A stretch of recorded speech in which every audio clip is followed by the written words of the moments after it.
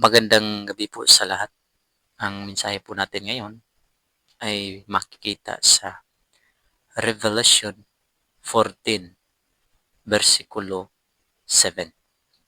Ayon diyan, sinabi diyan, "Fear God and give glory to Him, for the hour of His judgment has come." Ang mensaheng ito, mga kapatid, ay galing ito sa Panginoon na kung ano ang mensahe niya sa panahon ng mga Israel sa kanyang mga tagasunod, ay ito rin ang mensahe niya hanggang ngayon. Ang ibig sabihin nito na ang ating Panginoon gusto niya na tayo ay maging handa. Gusto niya na tayo ay sasamba sa Kanya na tunay. Dahil ang Panginoon, kung ano ang inuutos niya, kung ano ang sinasabi niya, hindi yan nagbabago. Ayon yan sa mabasa natin sa Matthew 5, versikulo 18.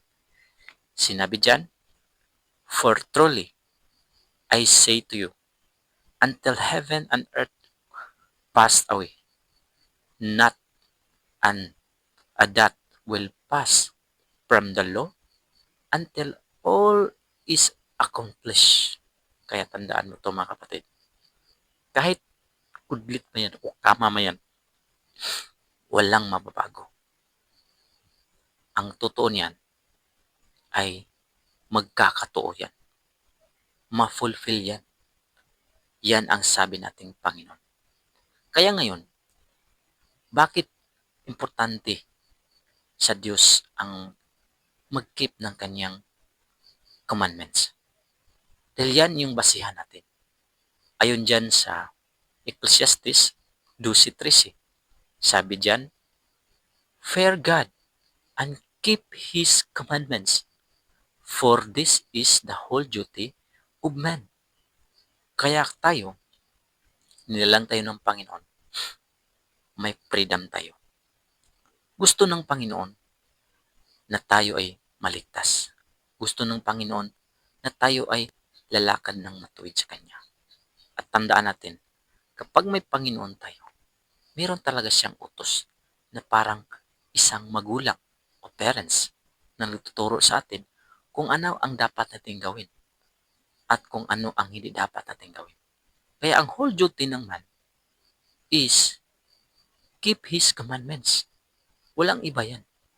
Kaya kung ang Panginoon natin, siya ang Diyos, Diyos natin na sinasamba. Kung Diyos natin siya na sinasamba, siya ang ating tagapagligtas at siya rin ang ating Creator. Dahil ang tunay na Diyos na sinasamba mo, makikita dyan sa Genesis 2, Kapitulo 2 hanggang 3.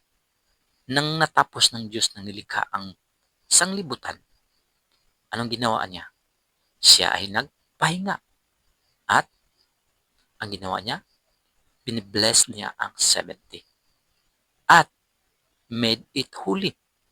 Kaya importante sa Panginoon na tayo, mga nilikha, ay magbigay galang, magbigay pugay sa tagapaglikha. Hindi tayo magbugay-pugay sa mga bagay na lalang ng Diyos, kundi ang ipagpugay natin o sambahin natin ang tagapaglikha. Dahil ang Panginoon, tandaan mo to, kung bakit sa utos ng Diyos, kaya fear God and keep His commandment, for this is the whole duty of man. Bakit? Dahil sa commandments ng Panginoon, may isa lang na dapat nating tatandaan. Yan yung sa Exodus 20 verse 8. "Remember the Sabbath day to keep it holy." Dahil nito, mga kapatid, ito ang pinaka-controversial hanggang ngayon. Dahil marami nang nakakalimot. Dahil ang tunay na nakaalala na may Panginoon, Panginoon na tagapagligtas at Panginoon na tagapaglikha, ay yung nakaalala nito. Kasi wise yung Panginoon, mga kapatid. Binigyan tayo ng 6 na araw para magtrabaho. Pero isang araw lang ang hiningi niya. Pero ang nakakalungkot lang, kinalimutan natin. Kung bakit naging mahalaga ito, tandaan mo to. Nang nilikha ng Panginoon ang mundo, nagpahinga siya. At nang niligtas naman niya ang tao dahil sa ating kasalanan, we are saved by grace. Anong ginawa niya? Nagpahinga siya sa libing. Kaya mga kapatid, tandaan mo to. Ang Diyos naglaan ng isang araw. Remember, the Sabbath day. Walang iba yan, kundi yung ikapitong araw. Kahit saan ka man pumupunta, sa diksyonaryo ka man, kahit anong AI pang gamit mo, kung ano ang ikapitong araw ng isang linggo, walang iba, kundi yung Sabado. Dahil ang Panginoon, siya ang naglikha sa atin. Kaya sambahin natin siya bilang tagapagligtas at bilang tagapaglikha. Kaya kung ikaw, hindi ka pumasok sa ganung araw, ibig sabihin, kasama ka sa nalimutan mo ang tagapaglikha at tagapagligtas. Kaya ang sabi diyan sa Hebrews 4:9, may natitira pa araw ng pahinga. At yun ay tandaan natin na nagpapatunay na may Panginoong tagapagligtas at tagapaglikha sa atin. Ito yung mensahe ng Panginoon gusto niyang ituro sa Israel hanggang sa panahon natin ngayon. Dahil ang Diyos, siya isa lang ang ating Diyos na tagapaglikha. Kung anong Diyos ng Israel, yun din ang sambahin natin ng Diyos. Hindi yung iba sa Israel, iba din sa atin. No, mga kapatid. Dahil tayo, mga kinilala tayo, mga followers of Christ, followers ng Diyos, of God, we need to comply, no? Kailangan natin sundin din kung ano ang ibinigay ng Diyos sa Israel. Hindi nga nila nagawa. Paano pa kaya tayo? Isa lang ang technique niyan para magawa natin. Walang iba, kundi sa pamagitan ng pag-accept kay Jesus Christ bilang ating tunay na tagapagligtas. Dahil sa Panginoon, lahat ay maging posible. Tutulungan tayo niya. Kasi isa lang rason kung bakit ayaw mo sundin yan. Bakit? Dahil lang sa Sabat. Yan lang din talaga yung rason. Kaya mga kapatid, ito tandaan mo. Remember. Tandaan mo yan, yung remember.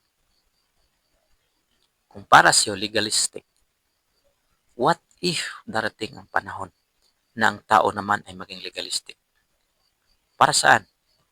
Para sa banding na yung pamilya, may programa na yan ngayon.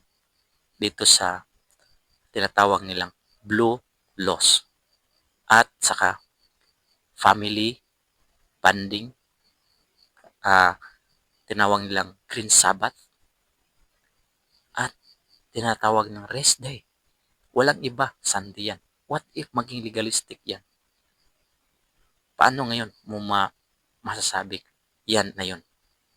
Tapos ang sa Biblia is Sabbath Saturday.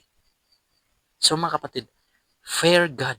Ayon dyan sa Revelation 14:7. Fear God and give glory to Him.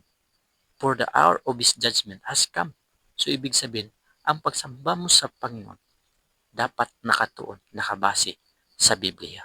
Dahil malapit na ang kanyang pagdarating. Kaya piliin mo ang totoo, pahinga. Piliin mo ang tinuro ng Panginoon.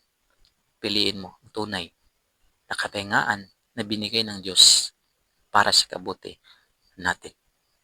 God bless ating lahat.